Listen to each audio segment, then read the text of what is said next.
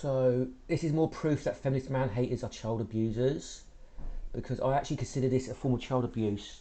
So this is smearing and relational aggression against male children. It's a fictional male child, but it's still attacking a male child for just being a male child, right? Putting bad motives and stigmatising a male character for behaviour a woman wouldn't be stigmatised for. So let's watch the first. I'm not going to watch all of it. I'm just going to watch the first 4 minutes. It's honestly been sad to watch the downfall of Gainax. Once known for unique and genre-changing labors of love, if sometimes poorly budgeted or managed, the studio suffered 3 mass staff exoduses in the past 3 decades. These staff went on to found studios Gonzo, Trigger, and Kara, leaving Gainax with a few old staff and old IPs. Since then, Gainax hasn't made anything of note since Switch Upon the Pleiades, and they're best known now for selling off production materials, money laundering, the studio president being arrested for sexual misconduct. So you can read what it is right there if you want, if you care. But the term sexual misconduct is weasel words, right? Because what's weasel words, it can mean anything. The term sexual misconduct can be used for inappropriate flirting, something that's not even criminal, from harassment to all-out rape. So it's weasel words that should be rejected on that basis alone. It's just there to make the language vague and nebulous and to stigmatise and demonise men for just existing. Yeah, it's like saying, it's like if you came up with a word for like mugging and murder, and you interchangeably used it for those things all the time, replacing mugging and murder, right? That'd be bad, right? Like smugger or something. I don't know, mugger or something, mugger or something like, I don't know, just mudder or something. Just invent a new bloody word for those 2 things, right? I can't think of one right now, but whatever. So yeah, hate movements always use weasel words and confuse language because you want to ideologically confuse your opponents, right, and lie to them. They're at war, and women are at war with men. Feminist women are at war with men. And being the main reason behind the schedule slip of Kara's rebuild of Evangelion films.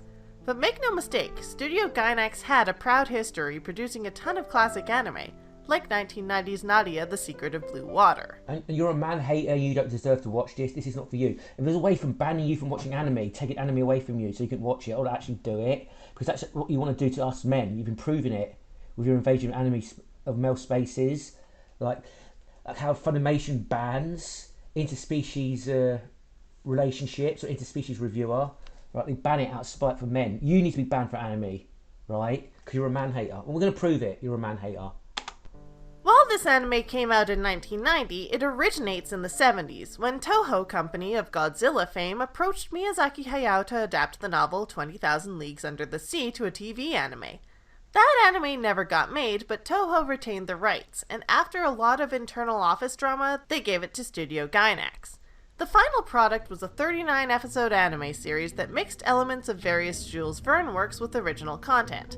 And while it lost the studio 80 million yen at the time due to their trademark lack of money sense, it was still a big success, and has still been established as one of the standout series of the early 90s.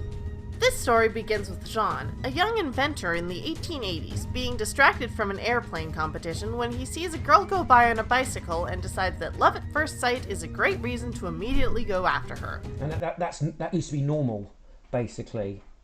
Okay, that was normal, and you feminist man-hating haters have stigmatised it and made it abnormal. This was normal male and female interactions throughout recorded history, right? Okay. After saving her from some jewel thieves and getting over the terrible first impression he gives, he and the girl, Nadia, start He didn't give a terrible first impression, she was just indifferent to him. She actually wasn't creeped out by him, she was just indifferent to him, right? Until he did stuff for her and gained status.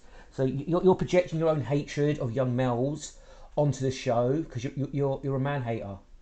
Hopping to try and find where she came from and avoid the increasingly dangerous multiple factions who are after her and the powerful gem she carries, the Blue Water. The show is beautiful and bursting with ideas. And you're ugly and you're disgusting. You got a shriveled up dog shit for a soul, right? You're just hateful. The status quo changes in more ways than just changing the setting from time to time as they go to different locations. Early in the series, Jean has to team up with the jewel thieves who were the initial villains against a more threatening faction, and they actually stay as allies after that. The character designs look good, both the dub and the sub do a good job, the show gets surprisingly dark for all ages anime of the era, and the references to other anime are appreciated, yet subtle enough for new viewers to not feel thrown out of the story. It's easy to see why the show was a success despite how much money it lost, being one of the reasons that the TV station NHK became synonymous with anime and otaku culture. Unfortunately, despite all this good stuff, Nadia the Secret of Blue Water has some glaring flaws, and I don't just mean 90s Gainax's trend of rushed, confusing endings when the budget runs out. While the main cast are usually pretty entertaining, they sometimes really grate on the nerves. Jean in particular bounces from pure good boy to insensitive creep. So the term creep is derogatory and it's hate speech because it's often used it's another weasel word. It can mean an annoying man, it can mean a socially awkward man, it can mean an ugly man, or it can be a dangerous, threatening man, right? Okay? Originally the term creep was just used for scary men, not socially awkward men. So you're scum for using that word, right? Especially against a child. It's a 14-year-old boy. That's fucking disgusting. Right, you think it's okay to call a 14-year-old boy a creep? That is fucking filthy. Actually, you should be ashamed of yourself. Yeah. Right, you're the actual fucking creep because I think you're actually dangerous to children. Stay away from young boys, right? In the first episode alone, he chases after Nadia, whom he's never even met.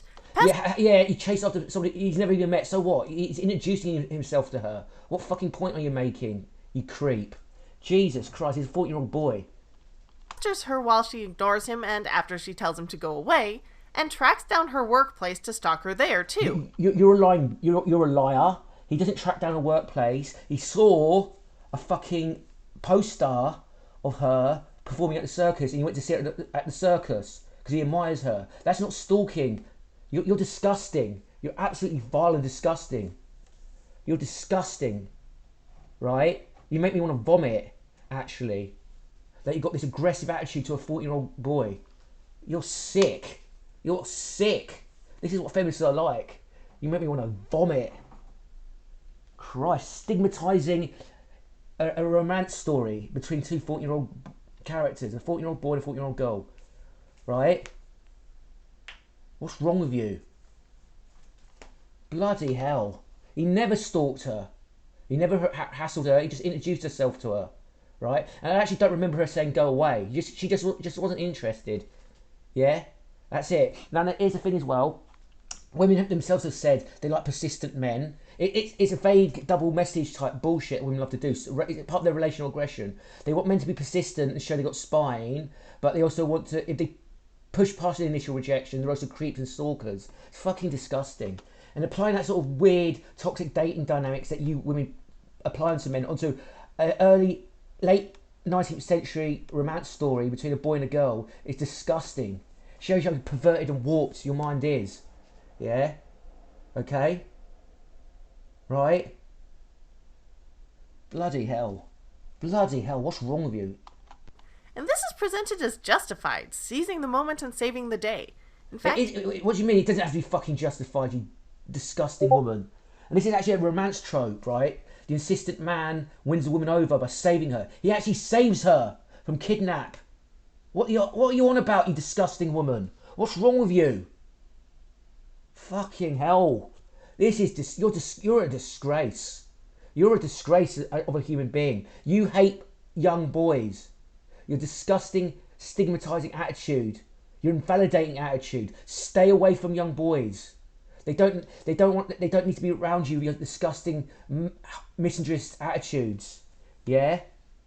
You see, all this creep shaming thing is to put boys in that place and to stigmatise them and make them feel dirty, disgusting, degraded, and unwanted. Right? It's born out of sadism. You're a sadist. So you're a sadistic child abuser. Then you're a psychological child abuser. That's what you are. You're a horrible woman. You should be ashamed of yourself. There's no practical way of doing this, right? But look, if I had my way, feminism would be outlawed and feminists would actually be banned from watching anime. They'd be banned from the fucking internet. Yeah? They'll be given fucking Bible studies or something. Find the most boring, tedious religion and force them to study that, right? Okay? Horrible woman. Who are you? What's your name? Secret Identity Studio. You're horrible. You're nasty. Oh my god. Over and out.